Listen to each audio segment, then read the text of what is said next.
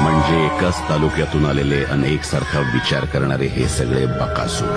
कसं आहे, कायदा आपल्याला यांना गोळ्या घालायची परवानगी देत नाही, पण कुठलाच कायदा यांना एकमेकांवर गोळ्या घालण्यापासून थांबवू शकत नाही. याचाच फायदा घ्यायचा.